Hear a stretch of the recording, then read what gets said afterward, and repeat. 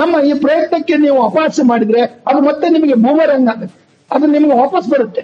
ಬೂಮರಂಗ್ ಅಂತಕ್ಕಂಥದ್ದು ಎಲ್ರಿಗೂ ಗೊತ್ತಿದೆ. ಅಂದ್ರೆ ಏನಾಯ್ತು, ಯಾವ ಒಂದು ವ್ಯವಸ್ಥೆಯಲ್ಲಿ ಆ ಒಂದು ದೇಶದ ಸಾಮಾನ್ಯ ಶಾಂತಿಯುತ ಮತ್ತು ಕಾನೂನಿನ ನಂಬಿಕೆ ಇರ್ತಕ್ಕಂಥ ಪ್ರಜೆಗಳನ್ನ ರಕ್ಷಿಸ್ತಕ್ಕಂಥ ಹೊಣೆ ಆ ದೇಶಕ್ಕೆ ಇದೆ. ಆ ದೇಶದ ಒಂದು ರಕ್ಷಣೆಯನ್ನ ಭೇದ ಮಾಡಿ ಅದನ್ನ ನುಗ್ಗಿ ಆ ಜನರಿಗೆ ಭಯೋತ್ಪಾದನೆಯನ್ನು ಉಂಟು ಮಾಡಿ ಆ ಜನರಲ್ಲಿ ಆ ಸರ್ಕಾರದ ಮೇಲೆ ಅವಿಶ್ವಾಸ ಬರುವ ರೀತಿಯಲ್ಲಿ ಮಾಡೋದಿದೆಯಲ್ಲ, it is nothing but an international conspiracy. ಆ ದೃಷ್ಟಿಯಿಂದ ಅಂತಾರಾಷ್ಟ್ರೀಯ ಕಾನೂನು ಮತ್ತೆ ಕಾನ್ಸ್ಟಿಟ್ಯೂಷನಲ್ ಸಿಸ್ಟಮ್, ಸಂವಿಧಾನಬದ್ಧ ವ್ಯವಸ್ಥೆ, ಪ್ರಜಾಪ್ರಭುತ್ವ, ಈ ರೀತಿಯ ವ್ಯವಸ್ಥೆಗಳಲ್ಲಿ ಇವುಗಳನ್ನು ಗೌರವಿಸತಕ್ಕಂಥ 198 ರಾಷ್ಟ್ರಗಳಲ್ಲಿ ಬಹುಶಃ ಮೆಜಾರಿಟಿ ಇದನ್ನು ಒಪ್ತಾರೆ. Majority will respect India. ಒಂದು ನಿಮಿಷ ಪ್ರಣೀತರು ಮತ್ತೆ ಬರ್ತೀವಿ. ರಣ ಭೇಟಿ ರಿಪಬ್ಲಿಕ್ ನಲ್ಲಿ ಮೆಗಾ ಕವರೇಜ್. ಸಂಜೆ 6 ಗಂಟೆಯಿಂದ 7 ಗಂಟೆ ನಡುವೆ ಎನ್ಐಎ ಕಚೇರಿಗೆ ಈತನನ್ನ ಕರೆದುಕೊಂಡು ಹೋಗಲಾಗುತ್ತೆ. ಎನ್ಐಎ ಕಚೇರಿಗೆ ರಾಣನನ್ನ ಕರೆತರುವ ಸಾಧ್ಯತೆ ಇದೆ.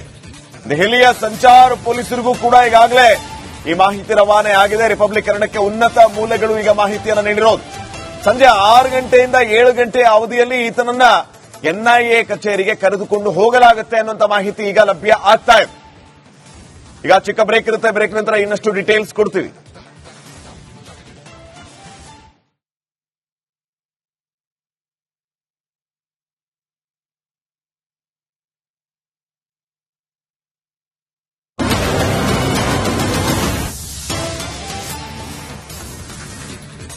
ಕೆಲವೇ ಕ್ಷಣಗಳಲ್ಲಿ ರಾಣನನ್ನ ಅರೆಸ್ಟ್ ಮಾಡುವಂತಹ ಕೆಲಸ ಆಗುತ್ತೆ. ರಾಣಾ ಬಂಧಿಸಲಿರುವ ಎನ್ಐಎ ಅಧಿಕಾರಿಗಳು ಎಲ್ಲಾ ಸಿದ್ಧತೆಯನ್ನ ಮಾಡಿಕೊಂಡಿದ್ದಾರೆ. ರಾಣಾ ಬಂಧನದ ಬಳಿಕ ನೇರವಾಗಿ ಆತನನ್ನ ಎನ್ಐಎ ಕಚೇರಿಗೆ ಶಿಫ್ಟ್ ಮಾಡಲಾಗುತ್ತೆ. ಬುಲೆಟ್ ಪ್ರೂಫ್ ಕಾರಲ್ಲಿ ರಾಣನನ್ನ ಶಿಫ್ಟ್ ಮಾಡಲಾಗುತ್ತೆ. ಬಂಧನ ಪ್ರಕ್ರಿಯೆ ಮುಗಿದ ಬಳಿಕ ಕೆಲವು ಕ್ಷಣಗಳಲ್ಲಿ ತಹಾವೂರ್ ಹುಸೇನ್ ರಾಣಾನನ್ನ ಅರೆಸ್ಟ್ ಮಾಡಲಾಗುತ್ತೆ. ಅರೆಸ್ಟ್ ಮಾಡಿದ ನಂತರ ಅಲ್ಲಿಂದ ನೇರವಾಗಿ ಅಂದ್ರೆ ಪಾಲಂ ಏರ್ಪೋರ್ಟ್ ಇಂದ ನೇರವಾಗಿ ಕರೆಕೊಂಡು ಹೋಗುವಂತಹ ಸ್ಥಳ ಎನ್ಐಎ ಕೇಂದ್ರ ಕಚೇರಿ. ಎನ್ಐಎ ಕೇಂದ್ರ ಕಚೇರಿಗೆ ತಹಾವೂರ್ ರಾಣನನ್ನ ಕರೆದು ತರಲಾಗುತ್ತೆ. ಸೊ ಈಗ ಸದ್ಯಕ್ಕೆ ಬರ್ತಾ ಇರುವಂತಹ ಮಾಹಿತಿ ಪ್ರಕಾರ ಇನ್ನೇನು ಸ್ವಲ್ಪ ಹೊತ್ತಿನಲ್ಲೇ ಆತನನ್ನ ಅರೆಸ್ಟ್ ಮಾಡಲಾಗುತ್ತೆ. ಮೊದಲು ಅರೆಸ್ಟ್ ಮಾಡಿದ ನಂತರ ಅಲ್ಲಿಂದ ನೇರವಾಗಿ ಎನ್ಐಎ ಕಚೇರಿಗೆ ಆತನನ್ನ ಕರೆತರಲಾಗುತ್ತೆ. ಬುಲೆಟ್ ಪ್ರೂಫ್ ಕಾರ್ ಈಗಾಗಲೇ ರೆಡಿ ಆಗಿದೆ ಆತನನ್ನ ಕರೆದುಕೊಂಡು ಬರೋದಕ್ಕೆ. ಅಲ್ಲಿಂದ ನೇರವಾಗಿ ಆತನನ್ನ ಕೇಂದ್ರ ಕಚೇರಿಗೆ ಕರೆತರಲಾಗುತ್ತೆ. ಪುರಾಣಿಕ್ ಸರ್, ಈ ಅರೆಸ್ಟ್ ಪ್ರೊಸೆಸ್ ಯಾವ ರೀತಿ ಇರುತ್ತೆ? 1 ಗಂಟೆಗೂ ಹೆಚ್ಚು ಕಾಲ ಬರೀ ಬಂಧನ ಪ್ರಕ್ರಿಯೆ ನಡೆಯುತ್ತೆ ಅನ್ನೋಂತ ಮಾತನ್ನ ಕೇಳ್ತಾ ಇದ್ವಿ ನಾವು. ಇಷ್ಟೆಲ್ಲ ಪ್ರೊಸೆಸ್ ಏನಿರುತ್ತೆ, ಯಾವ ರೀತಿ ಇರುತ್ತೆ ಅಂತ? ನಾರ್ಮಲ್ ಪ್ರೊಸೆಸ್ ಎಲ್ಲ ಇರುತ್ತೆ. ಯಾಕಂದ್ರೆ ಇವನ ಹತ್ರ ಕರ್ಕೊಂಡ್ಬರಕ್ ಮುಂಚೆನೆ ಅಮೆರಿಕ ಜೈಲಿಂದ ಇವನಿಗೆ ಏನೇನು ಸಾಮಗ್ರಿಗಳಿದೆ, ವೈಯಕ್ತಿಕವಾದ್ದು ಬಟ್ಟೆ ಬರೆ ಅಥವಾ ಬ್ರಷ್ ಎಂತದ್ದು ಅವನ್ನ ಅಷ್ಟೇ ಕೊಟ್ಟಿರ್ತಾರೆ, ಬೇರೆ ಏನು ಕೊಟ್ಟಿರಲ್ಲ. ಮತ್ತೆ ಇವನನ್ನ ಕರ್ಕೊಂಡ್ ಬಂದಿರುವಾಗ ಅವನ ಆರೋಗ್ಯದ ಸರ್ಟಿಫಿಕೇಟ್ ಅನ್ನ ಅಲ್ಲಿ ಪಡೆದಿರ್ತಾನೆ. ಸೊ ಆ ಸರ್ಟಿಫಿಕೇಟ್ ಇವರಿಗೆ ದಾರಿನಲ್ಲಿ ಏನಾದ್ರು ತೊಂದರೆ ಮಾಡಿದ್ರು ಅಂತಕ್ಕಂಥ ಒಂದು ಆಪಾದನೆ. ಸೊ ಈ ದೃಷ್ಟಿಯಿಂದ ಇಲ್ಲಿ ಬಂದ ತಕ್ಷಣ ಒಂದು ಫಸ್ಟ್ ಮೆಡಿಕಲ್ ಎಕ್ಸಾಮ್. ಆ ಮೆಡಿಕಲ್ ಎಕ್ಸಾಮ್ ನಲ್ಲಿ ಡಾಕ್ಟರ್ಗಳು ಎಕ್ಸ್ಪರ್ಟ್ಸ್ ಹೇಳ್ತಾರೆ ಇವನಿಗೆ ಯಾವುದೇ ರೀತಿ ತೊಂದರೆ ಇಲ್ಲ.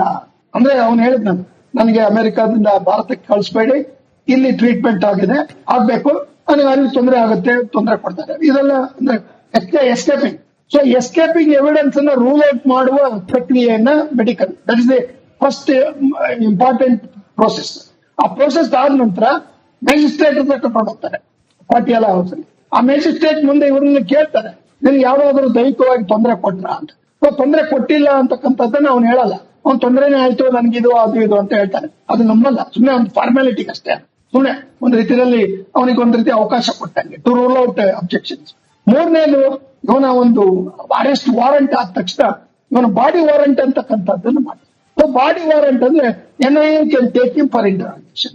ಸೊ ಮ್ಯಾಜಿಸ್ಟ್ರೇಟ್ ನಂತರ ಅವರು ಅವನನ್ನ ಬಾಡಿ ವಾರಂಟ್ ಮೂಲಕ ಎನ್ಐಎ ಕಚೇರಿಗೆ ತೆಗೆದುಕೊಂಡು ಬಂದು ಅವನಿಗೆ ಒಂದು ವಿಚಾರಣೆಗೆ ಒಳಗಾಯಿಸ್ತಕ್ಕಂಥ ಒಂದನ್ನ ಈ Indian system of what ever enquiry ಇದೆ ಅದು ಪ್ರಕಾರ ಮಾಡ್ತಾರೆ. ಸೊ ಅದರಿಂದ ಇದರಲ್ಲಿ ಸ್ಟ್ಯಾಂಡರ್ಡ್ ಪ್ರೊಸೀಜರ್ಸ್, ಇದರಲ್ಲಿ ಏನು ಅವನಿಗೆ ವಿಶೇಷವಾಗಿ ಮಾಡಬೇಕು ಅಂತ ಏನಿಲ್ಲ, ಪ್ರೊಸೀಜರ್ ಗೊತ್ತಿದೆ. ಸ್ಪೆಷಲಿ ಎನ್ಐಎ ಆದ್ರಿಂದ ಎನ್ಐಎನವ್ರಿಗೆ ಗೊತ್ತಿದೆ ಅವನ ಕಣ್ಣು ಅಥವಾ ಮಾತಾಡೋ ಸ್ಟೈಲು ಅದರಲ್ಲೇ ಗೊತ್ತಿಡ್ತಾರೆ ಈ ಸ್ಟಿಲ್ಲಿಂಗ್ ಲೈ ಅಂತ. ಸೊ ಇವೆಲ್ಲವನ್ನು ಗಮನದಲ್ಲಿ ಇಟ್ಕೊಂಡು ನೋಡಿದರೆ ಎನ್ಐಎ ಇಸ್ ಫುಲ್ಲಿ ಪ್ರಿಪೇರ್ಡ್.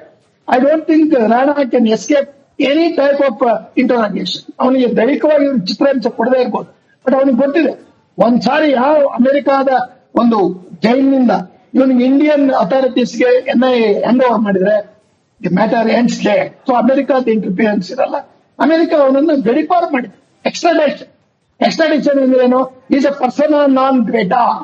ಆ ಭಾರತದ ಪ್ರಜೆ ಅಲ್ಲ, ಕೆನಡಾದ ಪ್ರಜೆ ಇರ್ಬೋದು, ಪಾಕಿಸ್ತಾನದ ಮೂಲ ಇರ್ಬೋದು, ಆದರೆ ಇವನು ಈ ದೇಶಕ್ಕೆ ಇರಲಿಕ್ಕೆ ಲಾಯಕ್ಕಿಲ್ಲ. ಅಮೆರಿಕಾದ ಕಾನೂನಿನ ವಿರೋಧವಾದ ಚಟುವಟಿಕೆಗಳಲ್ಲಿ ತೊಡಗಿರ್ತಕ್ಕಂಥ ಒಬ್ಬ ಅಂತಾರಾಷ್ಟ್ರೀಯ ಅಪರಾಧಿ, ಪರ್ಸನಾ ನಾನ್ ಗ್ರೇಟಾ. ಸೊ ಪರ್ಸನಾ ನಾನ್ ಗ್ರೇಟಾ ಆದ ತಕ್ಷಣ ಎಕ್ಸ್ಟ್ರಾಡಿಷನ್ ಮಾಡಿ. ಸೊ ಅದ್ರಿಂದ ಒಂದೇ ಒಂದು ಅವನಿಗೆ ಕೋಳ ಹಾಕಿದಾರೋ ಇಲ್ಲೋ ಅದು ನೀವು ಹೇಳ್ಬೇಕು, ನನಗೆ ಗೊತ್ತಾಗ್ತಾ ಇಲ್ಲ. ಅವನು ಹ್ಯಾಂಡ್ ಕಪ್ ಹಾಕಿದಾರೋ ಇಲ್ಲ, ಹಾಕಿರ್ತಾರೆ ಸಾಮಾನ್ಯ ಇವರೆಲ್ಲ ನಮ್ಮ ಈ ಪ್ರಯತ್ನಕ್ಕೆ ನೀವು ಅಪಹಾಸ್ಯ ಮಾಡಿದ್ರೆ ಅದು ಮತ್ತೆ ನಿಮಗೆ ಬೂಮರಂಗ್ ಆಗುತ್ತೆ, ಅದು ನಿಮಗೆ ವಾಪಸ್ ಬರುತ್ತೆ. ಬೂಮರಂಗ್ ಅಂತಕ್ಕಂಥದ್ದು ಎಲ್ರಿಗೂ ಗೊತ್ತಿದೆ. ಅಂದ್ರೆ ಏನಾಯ್ತು, ಯಾವ ಒಂದು ವ್ಯವಸ್ಥೆಯಲ್ಲಿ ಆ ಒಂದು ದೇಶದ ಸಾಮಾನ್ಯ ಶಾಂತಿಯುತ ಮತ್ತು ಕಾನೂನಿನ ನಂಬಿಕೆ ಇರ್ತಕ್ಕಂಥ ಪ್ರಜೆಗಳನ್ನ ರಕ್ಷಿಸ್ತಕ್ಕಂಥ ಹೊಣೆ ಆ ದೇಶಕ್ಕೆ ಇದೆ. ಆ ದೇಶದ ಒಂದು ರಕ್ಷಣೆಯನ್ನ ಭೇದ ಮಾಡಿ ಅದನ್ನ ನುಗ್ಗಿ ಆ ಜನರಿಗೆ ಭಯೋತ್ಪಾದನೆಯನ್ನು ಉಂಟು ಮಾಡಿ ಆ ಜನರಲ್ಲಿ ಆ ಸರ್ಕಾರದ ಮೇಲೆ ಅವಿಶ್ವಾಸ ಬರುವ ರೀತಿಯಲ್ಲಿ ಮಾಡೋದಿದೆಯಲ್ಲ, it is nothing but an international conspiracy. So ಆ ದೃಷ್ಟಿಯಿಂದ ಅಂತಾರಾಷ್ಟ್ರೀಯ ಕಾನೂನು ಮತ್ತೆ ಕಾನ್ಸ್ಟಿಟ್ಯೂಷನಲ್ ಸಿಸ್ಟಮ್, ಸಂವಿಧಾನಬದ್ಧ ವ್ಯವಸ್ಥೆ, ಪ್ರಜಾಪ್ರಭುತ್ವ, ಈ ರೀತಿಯ ವ್ಯವಸ್ಥೆಗಳಲ್ಲಿ ಇವುಗಳನ್ನು ಗೌರವಿಸತಕ್ಕಂಥ 198 ರಾಷ್ಟ್ರಗಳಲ್ಲಿ ಬಹುಶಃ ಮೆಜಾರಿಟಿ ಇದನ್ನು ಒಪ್ತಾರೆ. Majority will respect India. ಒಂದೇ ನಿಮಿಷ ಪ್ರಣೀತರು ಮತ್ತೆ ಬರ್ತೀವಿ. ರಣ ಭೇಟಿ ರಿಪಬ್ಲಿಕ್ ನಲ್ಲಿ ಮೆಗಾ ಕವರೇಜ್. ಸಂಜೆ 6 ಗಂಟೆಯಿಂದ 7 ಗಂಟೆ ನಡುವೆ NIA ಕಚೇರಿಗೆ ಈತನನ್ನ ಕರೆದುಕೊಂಡು ಹೋಗಲಾಗುತ್ತೆ. NIA ಕಚೇರಿಗೆ ರಾಣನನ್ನ ಕರೆತರುವ ಸಾಧ್ಯತೆ ಇದೆ. ದೆಹಲಿಯ ಸಂಚಾರ ಪೊಲೀಸರಿಗೂ ಕೂಡ ಈಗಾಗಲೇ ಈ ಮಾಹಿತಿ ರವಾನೆ ಆಗಿದೆ. ರಿಪಬ್ಲಿಕ್ ಕನ್ನಡಕ್ಕೆ ಉನ್ನತ ಮೂಲಗಳು ಈಗ ಮಾಹಿತಿಯನ್ನು ನೀಡಿರೋದು. ಸಂಜೆ 6 ಗಂಟೆಯಿಂದ 7 ಗಂಟೆ ಅವಧಿಯಲ್ಲಿ ಈತನನ್ನ NIA ಕಚೇರಿಗೆ ಕರೆದುಕೊಂಡು ಹೋಗಲಾಗುತ್ತೆ ಅನ್ನುವಂತ ಮಾಹಿತಿ ಈಗ ಲಭ್ಯ ಆಗ್ತಾ ಇದೆ. ಈಗ ಚಿಕ್ಕ ಬ್ರೇಕ್ ಇರುತ್ತೆ. ಬ್ರೇಕ್ ನಂತರ ಇನ್ನಷ್ಟು ಡೀಟೇಲ್ಸ್ ಕೊಡ್ತೀವಿ.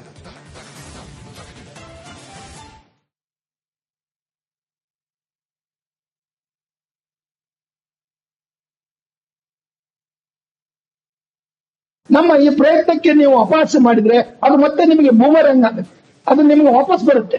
ಬೂಮರಂಗ್ ಅಂತಕ್ಕಂಥದ್ದು ಎಲ್ರಿಗೂ ಗೊತ್ತಿದೆ. ಅಂದ್ರೆ ಏನಾಯ್ತು, ಯಾವ ಒಂದು ವ್ಯವಸ್ಥೆಯಲ್ಲಿ ಆ ಒಂದು ದೇಶದ ಸಾಮಾನ್ಯ ಶಾಂತಿಯುತ ಮತ್ತು ಕಾನೂನಿನ ನಂಬಿಕೆ ಇರ್ತಕ್ಕಂಥ ಪ್ರಜೆಗಳನ್ನ ರಕ್ಷಿಸ್ತಕ್ಕಂಥ ಹೊಣೆ ಆ ದೇಶಕ್ಕೆ ಇದೆ.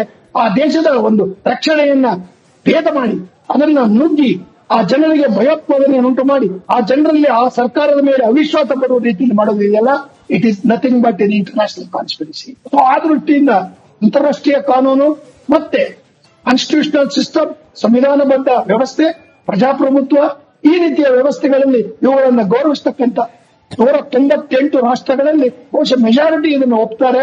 Majority will respect India. ಒಂದೇ ನಿಮಿಷ ಪ್ರಣೀತರು ಮತ್ತೆ ಬರ್ತೀವಿ. ರಣ ಭೇಟಿ ರಿಪಬ್ಲಿಕ್ ನಲ್ಲಿ ಮೆಗಾ ಕವರೇಜ್. ಸಂಜೆ 6 ಗಂಟೆಯಿಂದ 7 ಗಂಟೆ ನಡುವೆ NIA ಕಚೇರಿಗೆ ಈತನನ್ನ ಕರೆದುಕೊಂಡು ಹೋಗಲಾಗುತ್ತೆ. NIA ಕಚೇರಿಗೆ ರಾಣನನ್ನ ಕರೆತರುವ ಸಾಧ್ಯತೆ ಇದೆ. ದೆಹಲಿಯ ಸಂಚಾರ ಪೊಲೀಸರಿಗೂ ಕೂಡ ಈಗಾಗಲೇ ಈ ಮಾಹಿತಿ ರವಾನೆ ಆಗಿದೆ. ರಿಪಬ್ಲಿಕ್ ಕನ್ನಡಕ್ಕೆ ಉನ್ನತ ಮೂಲಗಳು ಈಗ ಮಾಹಿತಿಯನ್ನು ನೀಡಿರೋದು. ಸಂಜೆ 6 ಗಂಟೆಯಿಂದ 7 ಗಂಟೆ ಅವಧಿಯಲ್ಲಿ ಈತನನ್ನ NIA ಕಚೇರಿಗೆ ಕರೆದುಕೊಂಡು ಹೋಗಲಾಗುತ್ತೆ ಅನ್ನುವಂತ ಮಾಹಿತಿ ಈಗ ಲಭ್ಯ ಆಗ್ತಾ ಇದೆ. ಈಗ ಚಿಕ್ಕ ಬ್ರೇಕ್ ಇರುತ್ತೆ. ಬ್ರೇಕ್ ನಂತರ ಇನ್ನಷ್ಟು ಡೀಟೇಲ್ಸ್ ಕೊಡ್ತೀವಿ.